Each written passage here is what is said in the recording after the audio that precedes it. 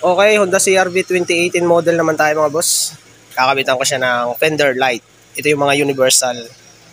Ang style niya ay sequential light, kulay orange. So dito ko na lang i-didikit. Kailangan hindi magbubutas. Kaya ang gagawin ko dyan, sasagad ko na lang dito sa guhit na to. Diyan sa bawat guhit niya. Ang pwesto niya, pag ganito, parang sword type. Ito ang ilalim yung pinakang slanting. Ayan. Na-testing ko naman na to. Mamaya ko na lang ulit ipa-final test. Ayan. Lilinyahan ko lang siya sa turning light. Saan ba yung turning light dito? Ayan, nandito yun. Hanapin ko na lang mamaya. Okay, so maglilinya muna ako auto wire mula dito sa headlight papunta dito. Kailangan auto wire para sureball. Siguro ilalampas ko dito. Okay? Tingnan muna natin dito. Yan, ilulusot ko yan dito para dito na ako mag-a-access ng mga wirings, pati din doon sa kabila syempre. Pakita ko lang sa inyo yung isa pang parts. So ito yun, yan yung isang pares niya, sa isang box, 2 piraso na. Yan yung pangalan niya mga boss. Yan. So search ko na lang sa Lazada kung ano yung niya.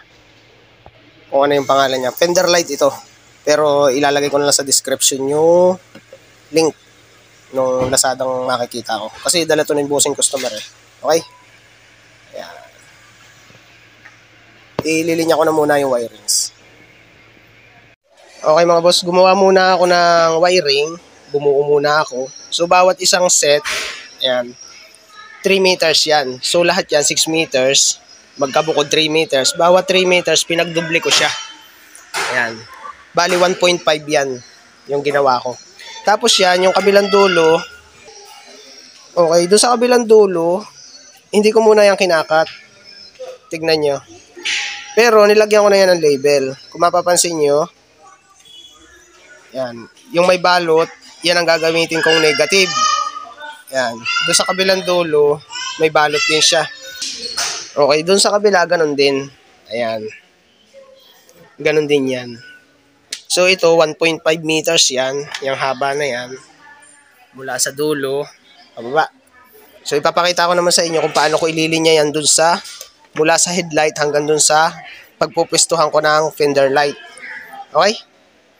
Lilinya ko na muna yan. Basta pag magagawa kayo, ay huwag nyo muna puputulin ang dulo.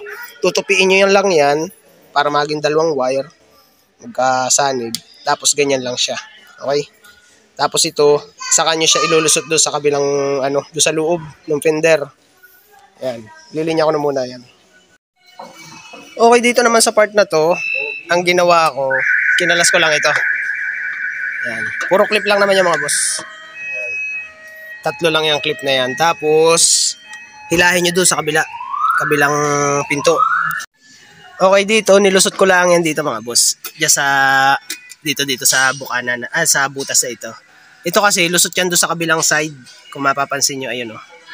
Tapos yan, pagka nailagay nyo na yung wire doon sa kabila, hilahin nyo na lang. Kailangan nyo ng kawad. Ayan. Pag nahila nyo na yan, madali na to. Ito, ipupwesto na lang natin sa baba. Kasi naaangat naman yung niya eh. Yung ari-aring plastic niya. Ibababa na lang natin yan hanggang dito. Yan. Okay? So, madali lang naman yan. Ibababa nyo lang na ganun. Ito, ilulusot nyo pa ganyan. Yan. Basta bago kayo maglusot ng wire, tapean nyo na muna para hindi na tayo mahirapan. Yan. Okay? So, ilulusot ko na muna ito. Kailangan maganda, marami ang allowance. Yan. Tapos, itatap ko na dun sa turning light. Okay? Doon sa kabila, ganyan din ang setup. Kakalasin ko din yung cover doon sa ibabaw sa hood. Doon sa kabilang, sa gilid. Okay? Yan. Okay, dito naman, ang pagkakalas, katulad din doon sa kabila, hilahin nyo lang pataas. Yan, ganyan lang. Yun, ganun lang. Kalas na yan. Yan yung mga clip niya. Tapos, pag nakalas yung clip, katulad niya, nakalas, kukunin nyo lang yun. Okay, tapos diyan ko na palulusutin yung wire. Papunta dito sa socket. Yan, dito sa socket. Ito, ipapakita ko na lang sa inyo mamaya. kung saan yan. Okay? Okay, kakabit ko na mga boss. Unahin nyo muna yung bandang likuran.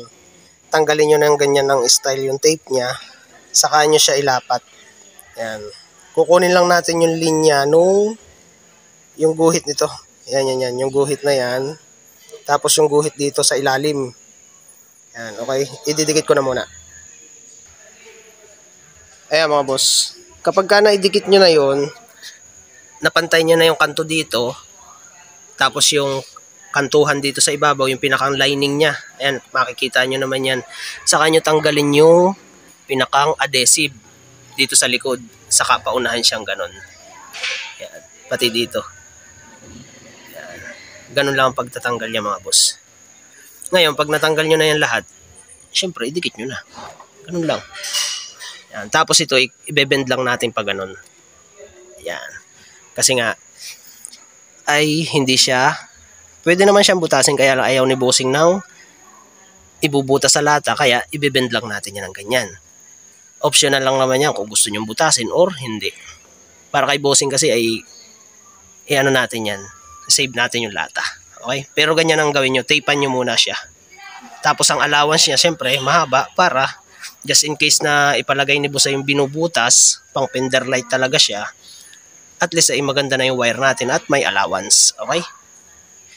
So, ganun din sa kabila. Ilalagay ko na rin. Okay, dito sa socket na ito mga boss, dito ko itatap yung yung tawag dito. Yung kanyang turning light. Tingnan ko lang dito. Wala lang maitas. Itong socket na to. Yan. Hanapin lang natin dito yung ground at turning light. Ayan. Dito kasi sa kabila, naitap ko na. Ayan. Dito sa left side, sa kalapit ng battery. Ayan. Pagka nakaharap dito yung socket, yun yung socket dito eh. Ayan, yan. Yung socket na yan dyan. So, pag nakaharap dito yung yung socket, tapos ito yung pindutan. Ayan, yung black negative ang ginamit ko. At yung kasunod na wire niya ay light blue. Yan yung turning light. Yan yung magkasunod. Tapos dito, iti-trace ko pa yan. Yan. Tama, yan nga yung socket eh. Magkaiba lang ng itsura ng socket. Pero yan din yan. Iti-trace ko lang dyan yung, yung power niya. Negative, positive, doon sa turning light. Dito nakuha na natin eh. So ito ipipix ko na to. Black ay sa negative at yung light blue. Siya, light blue ito. Kasi yung kasunod na wire, yan yung turning light. Ayan o. Yan yung label niya. Okay. Tapos dito yung mga LED light natin, magkabila, naitap ko na yan. Ayan o. Black sa black. Yung may tape na black. Ayan, sa negative no LED light natin. At yung walang tape para sa pula. Tingnan natin doon sa right side. So, dito naman, ganun din. Naitap ko na yan. Ayan. Same lang din yan. Black sa black. Ayan, red. Tapos dito. Okay. So, yun. Iti-trace ko na muna itong sa right side na socket para maipakita ko sa inyo kung ano ang kulay dito. Okay. Okay, dito naman sa right side na headlight. Ayan, dito. Ang negative naman niya, mga boss, kulay brown. Ay, hindi nakita. Yan. Yan yung brown. At yung positive naman ng turning light ay yung violet. Siyempre, ihaharap nyo rin yan dito. Yung pinakampindutan niya. Yan. Brown ang negative. Tapos yung kasunod na wire ito, violet. Yun yung turning light wire. Yan. So, tinesting ko naman na okay na. I-missing ko na lang yung wirings niya. Pati dito. Titipan ko pati doon sa kabila. Okay? Okay na ito. Okay mga boss, naayos ko na lahat ng wiring. Ayan, kung makita nyo na tapean ko na din siya.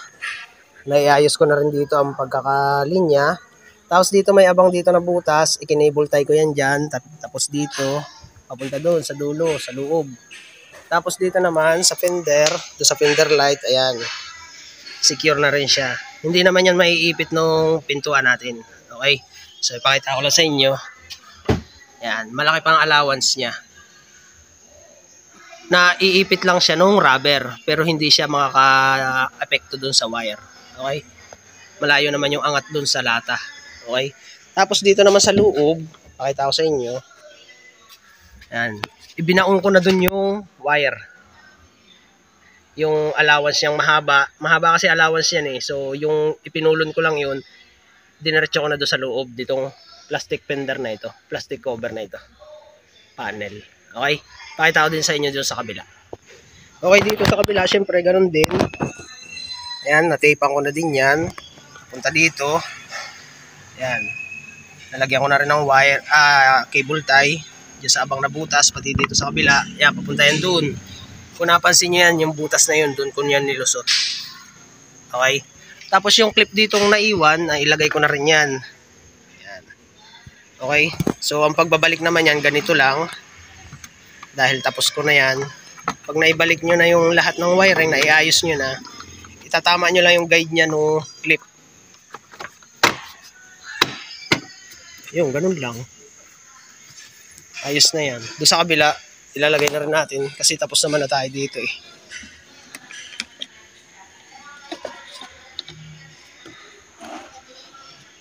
Ayan. Kailangan itama nyo lang yung mga butas nya. Ayan. Pagka naitama nyo na yan, itong foam na ito, papasok nyo ang ganun. Yung, ganun lang. Ayan, secure na siya.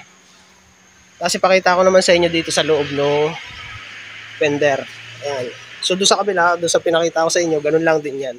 Iaayos ko lang are. Tapos dito sa loob, pakita ko lang sa inyo kung paano ginawa ko dito. Yan. Siyempre, ganyan ang ginawa ko. Yung sobrang wire niya, pinulon ko lang para just in case na kailangan na natin ng mahabang wire. Ganun lang yan. Tapos yan, ilubog nyo lang pa ganun. Siyempre, gumamit kayo ng mga panundot, plastic na panundot, or kahit ano, basta wag lang makakasugat ng panel. Okay? Ayan. So, yun, ganun lang. Oh, di ba? Malinis na. Pakita ko lang sa inyo dito sa labas.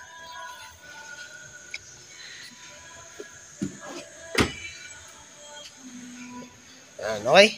Ayan, ganyan ang itsura niyan. So, ngayon, dahil natapos ko na, testing naman. I-testingin naman natin. Okay? Okay, Honda CR-V, kinabitan ko siya ng fender light. Yung dinidikit lang. So, tapos na. Tapos ko ng ilinya. Pareha. So, testing naman tayo. Ang gagamitin kong ilaw ay hazard na para kumpleto na lahat. Okay? So, naka-hazard na yan. Check natin. Okay? Ayan mga boss. Yan ang ilaw niya. Okay? Turning light sequential. Tapos dito sa mirror light. Okay, doon naman sa kabila. Okay. Yan.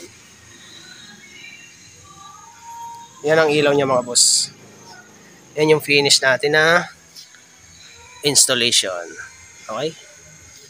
So, yan. Okay na ito. Thank you.